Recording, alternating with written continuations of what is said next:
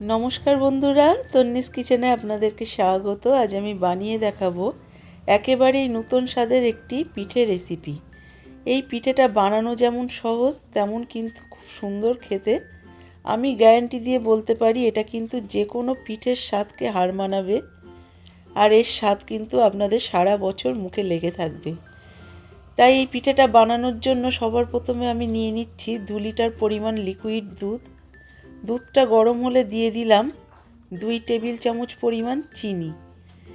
এবারে আমি দিয়ে দিচ্ছি 300 গ্রাম পরিমাণ খেজুরের গুড়। এই খেজুরের গুড়টা কিন্তু থাকলে অবশ্যই দেওয়ার চেষ্টা করবেন, এর জন্য কিন্তু পিঠের স্বাদটা কিন্তু কম বেশি নির্ভর করে। এরপরে ভালো করে আমি দুধটা জাল দিয়ে নেব। দিয়ে দিচ্ছি সামান্য পরিমাণ নুন। নুনটা কিন্তু বেশি দেওয়া যাবে না, আমি খুবই কম পরিমাণ নুন দিয়েছি। দিয়ে 2 লিটার দুধটা জাল দিয়ে আমি 1.5 লিটার করে রেখে দিয়েছি। গ্যাসের ফ্লেমটা অফ করে দিয়েছি এবং আমি আলাদা একটা পাত্রে কিছুটা জল নিয়ে নিচ্ছি। এখানে আমি দেখুন এরকম একটা ছোট বাটি 3 বাটি পরিমাণ জল নিচ্ছি। জলটাকে গরম করে নিয়ে দিয়ে দিচ্ছি 1/2 চা চামচ পরিমাণ নুন। এরপরে দিয়ে দিচ্ছি 1 চা চামচ পরিমাণ গাওয়া ঘি। আপনাদের কাছে যদি গাওয়া ঘিটা না থাকে তাহলে কিন্তু এখানে এর পরিবর্তে রিফাইন তেলও দিতে পারেন। সবার প্রথমে দিয়ে দিচ্ছি 2 টেবিল চামচ পরিমাণ সুজি। সুজিটা দিয়ে ভালো করে একটু নাড়িয়ে নিতে হবে, এখানে কিন্তু ফোটালে চলবে না। সুজিটা নাড়িয়ে নিয়ে এর মধ্যে অ্যাড করে দেব যে কাপ মেপে আমি জল দিয়েছি। এখানে আমি 3 কাপ জলের জন্য দিয়ে দিচ্ছি 1 কাপ পরিমাণ চালের গুঁড়ো। চালের গুঁড়োটা দেওয়ার পরে কিন্তু খুব ভালো করে এই গরম জলের সাথে মিশিয়ে নিতে হবে এবং জাল দিয়ে একটা, যেমন আমরা রুটি বা লুচির ডো বানাই হাত দিয়ে মেখে নিই, ঠিক তেমনই কিন্তু একটা ডো এই প্যানের মধ্যে বানিয়ে নিতে হবে। আর এটা কিন্তু গরম জল দিয়ে মাখতে যাবেন না, সেক্ষেত্রে কিন্তু পিঠেগুলো শক্ত হয়ে যাবে। এরকমভাবে কিন্তু জাল দিয়ে আপনাদেরকে ডোটা বানিয়ে নিতে হবে। আর এই ডোটা বানানো কিন্তু খুবই সহজ, একদম 1 থেকে 1.5 মিনিটের মধ্যে ডোটা বানিয়ে ফেলা যায়। যখন জাল দিতে দিতে দেখবেন প্যানের গাত থেকে ডোটা ছাড়িয়ে আসছে আর এরকম একটা শক্ত ডোয়ে পরিণত হয়েছে, তখন কিন্তু গ্যাসটা অফ করে দিতে হবে এবং গরম থাকতে থাকতেই কিন্তু এটা খুব ভালো করে মেখে নিতে হবে। মাখার সময় একটু সাবধানেই মাখবেন, কারণ এটা কিন্তু হাতে লেগে গেলে গরম লাগতে পারে। সেই কারণে একটু হালকা গরম থাকতে থাকতে আপনারা ভালোভাবে এটা মেখে নেবেন এবং মাখাটা যত ভালো হবে পিঠেগুলো কিন্তু তত ভালো হবে। এখানে কোনো রকম লাম্পস থাকলে চলবে না, সেক্ষেত্রে পিঠেগুলো ফেটে যেতে পারে। এবারে আমি ডোটা দুটো ভাগে ভাগ করে নিয়ে একটা ডো আমি নিয়ে নিলাম আর একটা ডো ঢেকে রেখে দিলাম। ডোটা কিন্তু আলগা রাখলে চলবে না, সেক্ষেত্রে কিন্তু হাওয়া লেগে শক্ত হয়ে যেতে পারে, সেই কারণে আমি একটু ঢেকে রাখলাম।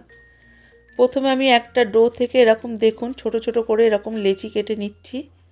এখানে আমি 3টে ভাগে ভাগ করে নিলাম।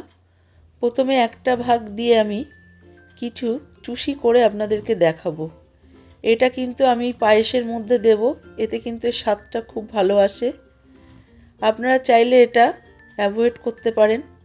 সবার প্রথমে আমি এরকম ছোট ছোট টুকরো করে কেটে নিচ্ছি। তারপরে একটা একটা টুকরো হাতের সাহায্যে পাকিয়ে নিয়ে, এখানে কিন্তু ডোটা এখন অনেকটাই নরম আছে গরম বলে, আমি একটু ময়দা ছড়িয়ে নিয়ে এখানে চুষিটা পাকাবো। এটা যখন ঠান্ডা হয়ে যাবে ডোটা, তখন কিন্তু আর এটা হাতে লেগে যাবে না, তখন একটু শক্ত হয়ে আসবে, তখন কিন্তু চুষিটা পাকাতে সুবিধা হবে। দেখুন আমি যেমনভাবে চুষিটা পাকিয়েছি ঠিক তেমনভাবেই পাকিয়ে নেবেন।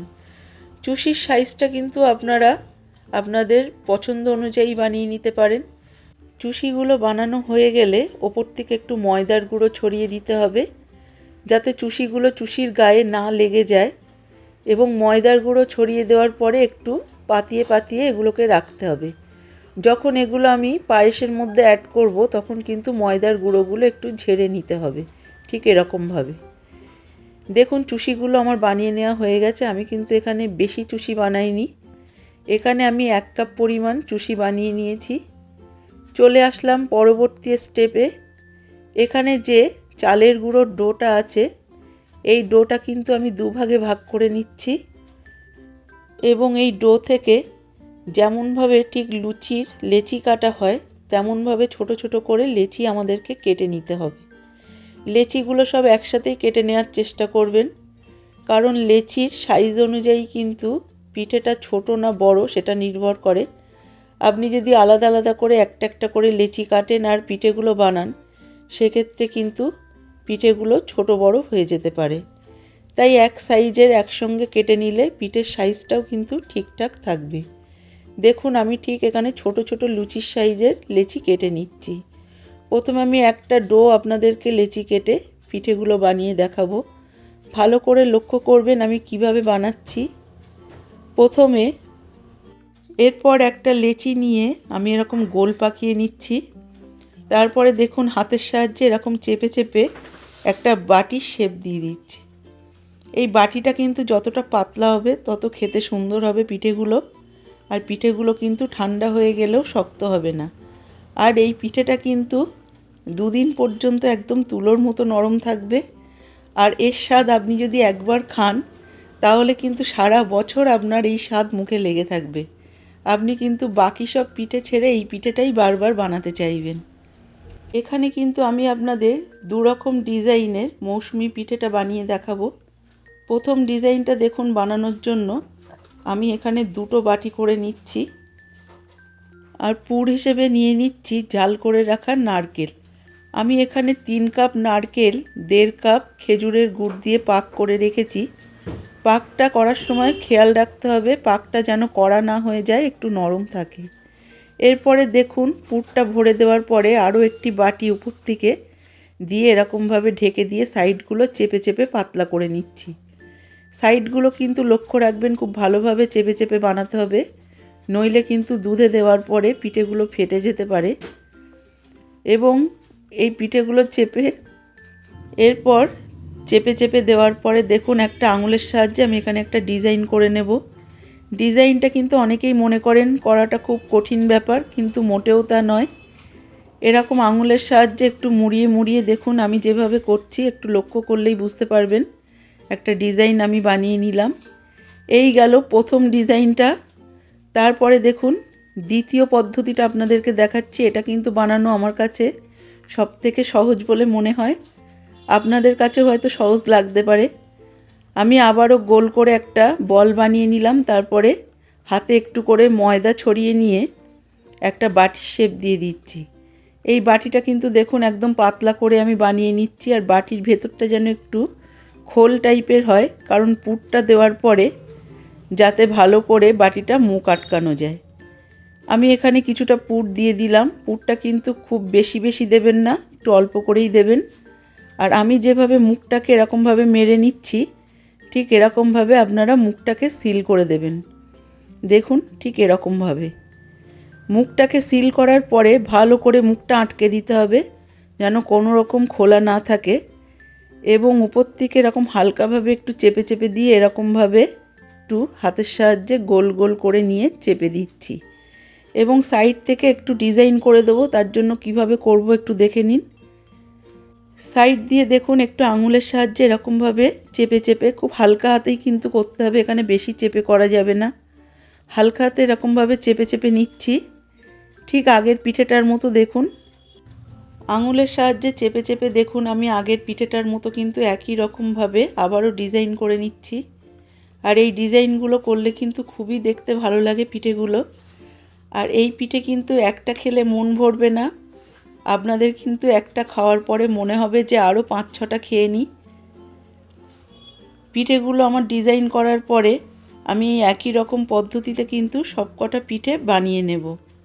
সবকটা পিঠে বানানো হয়ে গেলে আমি কিন্তু বেশিক্ষণ রাখবো না, কারণ বেশি সময় ধরে যদি পিঠেগুলো আমি এরকমভাবে রেখে দিই তাহলে কিন্তু দুধে দেওয়ার পরে ফেটে যেতে পারে। তাই আপনাদের বাড়িতে যদি একটু লোক সংখ্যা বেশি থাকে 2-3 হাতে কিন্তু এই পিঠেগুলো তাড়াতাড়ি বানিয়ে ফেলার চেষ্টা করবেন। এরপরে ফিরে আসলাম। এখানে দুধটা দেখুন জাল দিয়ে কিন্তু একদম ক্ষীরের মতো হয়ে গেছে, ঠিক রসমালাইয়ের যেমন দুধটা জাল হয় ঠিক তেমনই।